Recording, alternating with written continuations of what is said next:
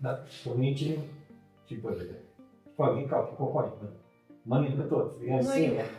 Dar trebuie să înțelegem că furnicile, ca și buruienile, sunt un element în ecosistem. Omul vrea să aibă doar plantele pe care le crește el, doar polenizatori, doar insecte benefice și nu-și dă seama că nu le poate avea pe toate astea fără partea cealaltă. Că noi vrem să scoatem din yin și yang, vrem să avem doar buruieni. Da, nu, vrem să avem doar culturi fără buruieni. Vrem să avem... Poți să ajungi să nu ai buruieni, dar întotdeauna natura va găsi o nișă unde să completeze cu ceva. Succesiune ecologică. Apropo de buruieni și de flora spontană, de la piatră goală la o pădure, un ecosistem trece printr-o serie de etape.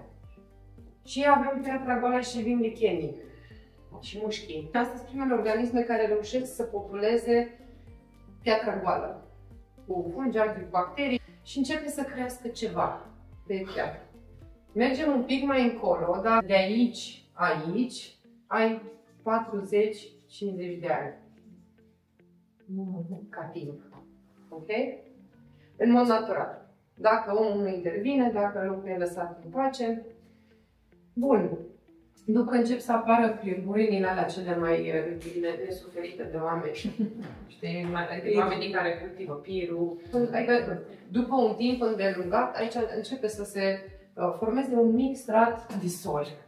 Da? Să apară ceva acolo. Să vin semințe. Cu vânt. Încep să apară primele ierburi.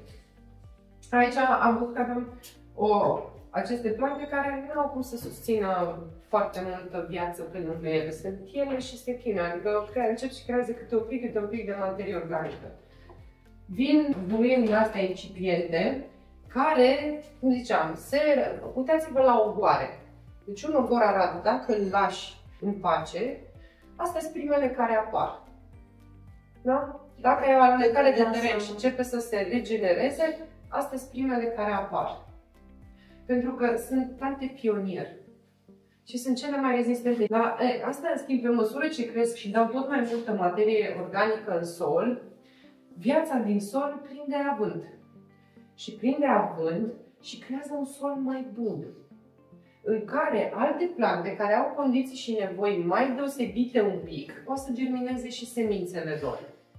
Și apar gen plantele pe care le găsim în pășuni. Dar care nu sunt buruieni, apar flori, încep să apară de asta herbaceous, da? Și apar astea care sunt mai complexe un pic ca și structuri, ca și mod de reproducere, au nevoie de fluturaj, de albinuțe, astea n-au treabă. Și aici în sol deja începe să se dezvolte tot mai mult piața, adică să se diversifice, să devină tot mai complexă. Și asta își fac în timp treaba, tot lasă materia pe sol, ele cresc din nou, lasă materia pe sol și se face tot mai multă materie organică în sol. După care încep să apară măceșii, porumbii, le ziceți și voi? Porumbi, da, porumbi, așa. Dar încep să avem mai mult în zona aia de... Lăsați, e plină. Da, nu știu, știți la ce mă refer. Măcești, dar noi am scos, uite, acesta. Mure. Deja sunt plante care au mai mult carbon în structura lor. Gândiți-vă la porumba, măceșul. Tulpina lui se lemnifică, da? Și aduce și mai mult carbon în sol. Tot la asta. Tot la asta. Da, deci pe voi ce ați făcut? Stai că vă spun imediat ce ați făcut. Păi cum adică, ce zic vecinii dacă mănânce? Nu e așa? Dar nu s-o speriat ăla și-o făcut și... Adică apar specii mai lemnoase. Curve, da, încep să apară păducel sau așa. Da, și păducel am găsit, l-am lăsat. Și astea, la fel, în măsură ce lasă tot mai mult de organică, deja aici, spre deosebire de etapele astea de aici, încep să apară fungii. Adică sunt și pe aici foarte discret. Că mai găsești pe pășuni ciupercile alea de câmp. Deja aici, unde încep să apară lemnoasele, da? Ele au nevoie de mult mai mulți fungi în sol, de un raport mai mare între fungi și bacterii ca să poată să existe. Adică, aici e un sol foarte alcalin și deja aici începe să fie mai echilibrat alcalin-acid. Acid din acidul humic, în sensul ăsta este, adică humusul de pădure, îi se zice humus de la acidul humic care se găsește în el. Și în compost se găsește acid humic, e cel care dă culoarea maro, culoarea ca ciocolata neagră a pământului de pădure. Ok? Ăștia la fel, fac și treabă și încep să apară salcâmii, socul și alți copaci pionieri. Deja aici se duce mult mai spre acid solul, adică dacă aici undeva am atins un jumătate, acum balanța începe să încline în partea cealaltă. După ăștia vin stejarii, fagii, iar solurile cele mai acide sunt în pădurile seculare de conifere. Acolo nu crește nimic decât, adică ai ciupercile, copacii și ace pe jos. Da.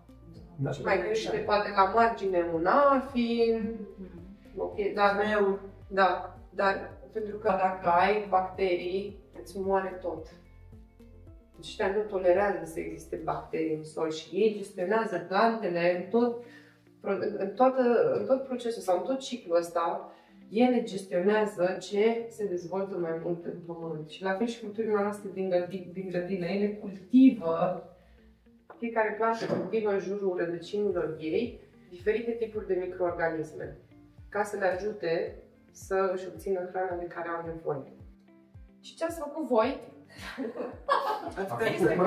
Erați aici. Am făcut curat. Erați aici și ați dezinfectat de place aici.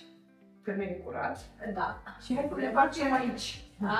Asta am făcut? Asta se făcut. Da, ok. Am mai lăsat vreo 2-3, dar prin margine. Adică nu, pe care noi am văzut. Hai lăsăm. Sunt mari și am zis că ăla trebuie să vin cu un excavator. Dacă s-am întors pe aici pe undeva. I-am dat regionator. Exact asta ai făcut. Și eu trebuie să-l las normal, și nu? timpul ăsta pe care natura l-a folosit ca să ajungă aici, trebuie să-l recuperezi.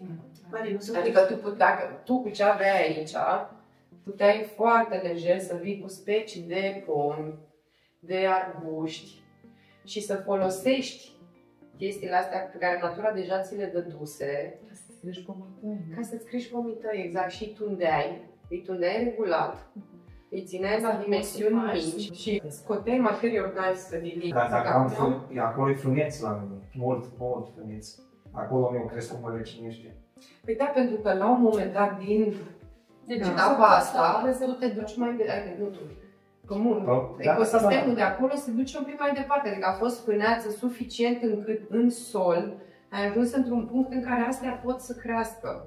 Da, pentru că o sămânță nu poate să germineze în orice condiții, în orice sol. Sunt plante care nu germinează decât în soluri nisipoase pentru că ele au niște rădăcini așa ca o plasă, ca să țină solul la un loc. Și nu există numai de temperatură, numai de umiditate, numai de vară, iarnă și așa, există niște structura solului și de cât de degradat sau cât de bogat e, cât de fertil e solul ca ceva să crească în el. Și ceea ce am observat acum 2 ani, că nu erau măceși. Nu erau foarte puțini. Adică...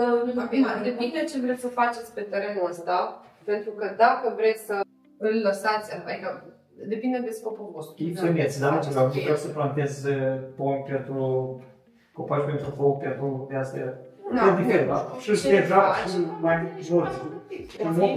Eu știu ce o spigă. Ții niște tocătură de lemn, ți-o lași la învechit. Da? Te uiți la relief, te uiți la soare și iei toate elementele astea în calcul și le vezi cum se interconectează între ele și tu poți să vii, ok, poți să vii și de aici, din stadiul ăsta poți să vii și să grăbești, adică tu nu trebuie să stai să aștepți să-ți treacă toate astea, eu pot să vin să pun în stadiul ăsta, dacă am un teren în stadiul ăsta, pot să vin să-i pun și pe ăștia, și pe ăștia, și pe ăștia, și pe ăștia. Pot să-i pun pe toți la un loc, da? Pot să-mi pun ierburi și plante aromatice, pot să-mi pun tufe, pot să-mi pun salcâm, arbore de mazăre, care astea au viață mai scurtă și le țin din tuns ca să îi ajute pe ăștia care vor crește mult mai vor crește mai încet. Adică ciclul lor de viață e mai lung. Dar făcând toată chestia asta, aducând alături de ei toți pașii ăștia pe care natura îi face cumva pe rând, da? Creezi foarte multă materie organică, schimb structura solului și o îmbunătățesc într-un ritm accelerat și le dau lor posibilitatea să se dezvolte și să crească ca și cum ei ar fi deja în zona asta. Da, deci mai e mult de învățat.